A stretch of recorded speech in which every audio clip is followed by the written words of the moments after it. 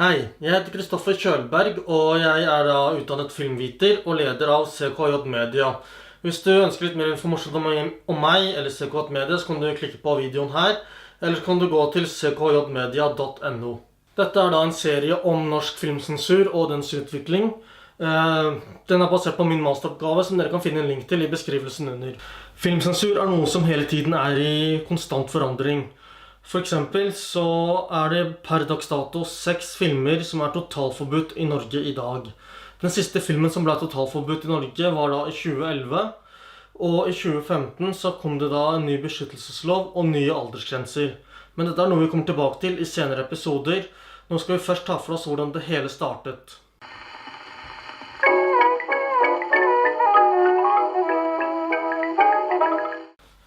Den første offentlige visningen av film i Norge var da i 1896 i Oslo, eller Kristiania som det het på den tiden. Det var da under Circus Varieté, som hovedsakelig var for borgerskapet eller middelklassen. Det var Emil og Max Sklodunowsky som stod bak denne filmvisningen. Og i motsetning til Thomas Edisons titteskap, så hadde brødrene utviklet Bioscope. Med dette kunne de da forstørre bildet 5000 ganger uten at bildekvaliteten ble dårligere. På den måten kunne flere mennesker se samme filmen samtidig. I starten så var jo filmen sett på som en interessant kuriositet. Det var det å kunne fange bevegelser i bilder var liksom selve begivenheten. Og vi kan se en av de tidligere filmene så var det ikke noe egentlig historie, det var bare det at ting bevegde seg. For eksempel i Ringkampf, som var en av de første filmene til Sklodowsky, så er det at bildet beveger seg som var den store begivenheten. Det ble også laget en god del sketsjer som, jeg må beklage min dårlige uttalelse, jeg kan dessverre ikke tysk. Komische Begegnungen im Tiergarten zu Stockholm, som var da også produsert av Sklodowsky-brødrene. Dette var da den første filmen som var filmet i Sverige, i 1896 utenfor Skansen. Som nevnt så var filmen i starten hovedsakelig noe for middelklassen, borgerskapet. Og etter hvert så ble de ikke like fullt interessert i det som de var tidligere. Og man fattet at man måtte nå et større publikum, så man åpnet egne lokaler for filmvisning. Og den første kinoen ble åpnet i 1904 av AB svenske kinomatografer. Og på den måten nådde man da ut til de lavere klassene. Etter hvert så begynte man også å eksperimentere litt med filmen som et medium. Og blant de store pionerene på den tiden var jo Méliès. Og som vi ser her i dette eksempelet, i filmen Black Imp, så ser vi hvordan han bruker klipping til å gi en illusjon av at det kommer nye og nye stoler hver gang han løfter på dem. Så man begynte da å lage flere filmer, fiktive filmer som inneholdt mer action og erotikk. Men det var ikke alle som var like begeistret for dette. Sedelighetsforeningen og lærerforeningene i Norge var skeptiske til denne utviklingen. Og man var også litt bekymret over hvordan filmen kunne påvirke mennesket og menneskets moral. Og om de moralske forfallene som ble vist på film kunne smitte over på publikum og befolkningen generelt. Når det gjaldt filmsensuren så var det hovedsakelig barna man var bekymret for. Og det gjaldt ikke bare det moralske, men også det fysiske. Det var leger som mente at barn hadde fått vondt i øynene, og at enkelte hadde også fått redusert synet sitt ved å se for mye på film. Et eksempel på mer voldelig film fra denne tiden er da westernfilmen The Great Train Robbery fra 1903, hvor man har da cowboyer og togrøvere, og folk blir skutt og folk blir drept. Men det som gjør denne filmen mest kjent er da sluttsekvensen hvor ene røveren tar frem pistolen og skyter mot kamera og tilsynelatende skyter publikum. Hovedfokuset for filmsensuren på denne tiden var da erotiske filmer, eller pikante filmer som de kalte det på denne tiden. Dette var da filmer med delvis eller helt nakne kvinner som befant seg i usømmelige situasjoner, som regel av humoristisk karakter.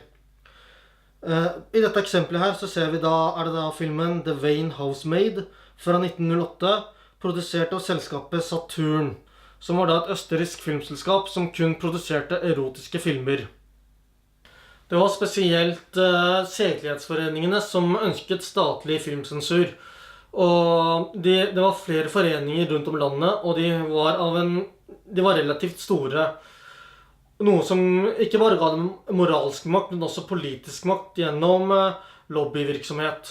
Dette førte til at sedelighetsforeningene sendte et brev til Justisdepartementet i 1911, hvor de ønsket da å få en ny lov i forhold til det med film og kino. Justisdepartementet begynte med å lage et lovforslag, men det kom ikke lenger enn det.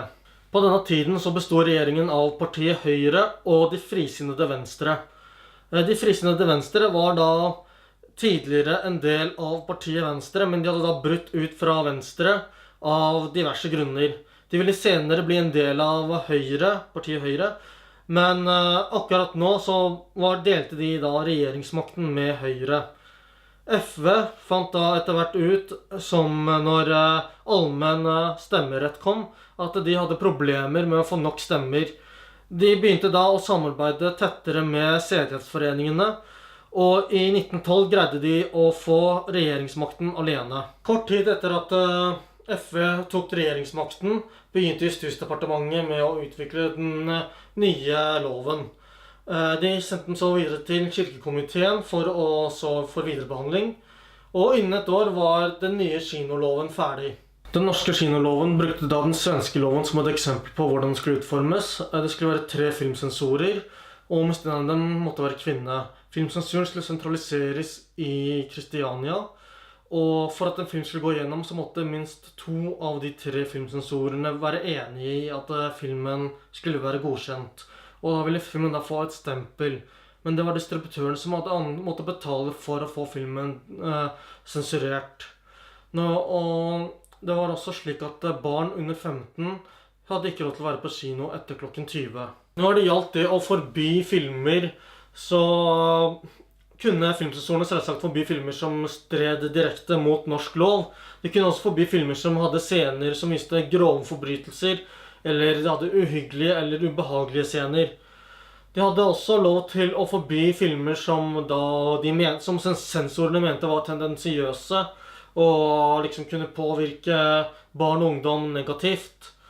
For filmsensoren var da hovedsakelig rettet mot barn og unge, og selv om distributøren mente at denne filmen hovedsakelig var ment for et eldre publikum, så hadde ikke det noe å si. Alle filmer skulle dømmes likt uansett. Unntaket fra dette var da aktualitetsfilm eller nyhetsfilm, som da kun trengte tillatelse fra politiet.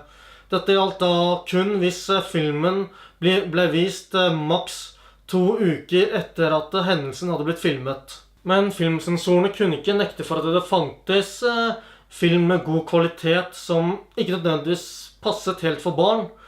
Og det var jo også flere som ønsket å se disse filmene uklippet, så i 1922 kom da 16-årsaldersgrensen. Men etter hvert så kom også spørsmålet om hva med ungdommen, fordi på denne tiden så kom det også en del filmer som var mer voldelige enn tidligere, og det var da snakk om westernfilmer og gangsterfilmer. Og dette var jo filmer som hadde så å si god kvalitet, men kanskje ikke passet helt for de som man ikke regnet som voksne. Et eksempel på denne utviklingen er da filmen Little Caesar fra 1931, hvor hovedfokuset er da på Rico, som er da en gangster. Og man mente da at dette fokuset på skurken i filmene kunne da skape en sympatisering eller en form for empati overfor den kriminelle. Og som vi ser i disse klippene her, så var det en del skyting og dreping. Noe som man mente da kunne ha en negativ påvirkning på seerne. Men selv med den økende volden innenfor filmen, så var det fremdeles da det seksuelle som var da det man var mest bekymret for. Det var ikke uvanlig å klippe vekk kyssescener eller dansescener som man mente da var for utfordrende for det norske folk. Når Sigurd Nærgaard var kontrollsjef for filmsensuren, så var det færre forbud, men fremdeles like mye klipping i filmene. Det ble ikke noe ordentlig endring før på 30-tallet, når Bernt A. Nissen ble den nye kontrollsjefen for filmsensuren. Han var da veldig liberal overfor det seksuelle, men han mente fremdeles da at filmsensuren hadde en viktig rolle å spille i samfunnet.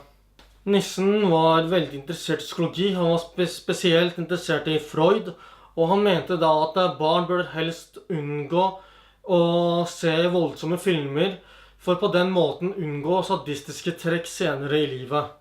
Nissen så på det seksuelle som noe naturlig, og han mente da at man burde heller vise mer naturlig erotikk i film. Og på denne tiden så var også samfunnet mer liberal enn tidligere i forhold til det seksuelle, og Nissen mente da at filmer burde da vise hvordan samfunnet faktisk var i forhold til det seksuelle. Denne økte liberaliseringen var hovedsakelig på grunn av forskningen innenfor psykologi og psykoanalyse, og også innenfor seksualvitenskapene, noe som førte til at man endte opp med kulturradikale og kulturkonservative. Og de kulturradikale da mente at man burde bli mer åpen i samfunnet når det gjaldt det med seksualitet, mens de kulturkonservative mente at man hadde gått for langt. Mange mener at de kulturradikale vant denne kampen, og at samfunnet ble mer liberalisert. Men det var fremdeles et spørsmål om hvor man skulle sette grenser, for Nissen var klar på det at filmsensur var nødvendig, og man kunne ikke vise hva som helst på film. Men det viste seg at dette var et problem som på en måte løste seg selv. Grunnen til det var fordi at i USA så begynte filmsensuren å bli strengere, og USA var jo da en av de største produsentene av spillefilm på denne tiden. Hvis du klikker på bildet her, så kommer du da til en video hvor de går gjennom den amerikanske filmsensuren mer detaljert. Men for å si det slik da, så på denne tiden så kom da de amerikanske filmene til Norge nesten ferdigsensurert, slik at det ble litt mindre å gjøre for den norske filmsensuren. Hvis du synes dette var interessant, så setter jeg pris på hvis du klikker på like og eller subscribe. Hvis du lurer på hvem jeg er og hva jeg driver med, så er det bare å gå inn på ckjmedia.no. Hvis du lurer på hvilken skilter jeg har brukt og rettigheter og så videre, så står det i beskrivelsen under. Ellers så kommer det også i rulleteksten nå.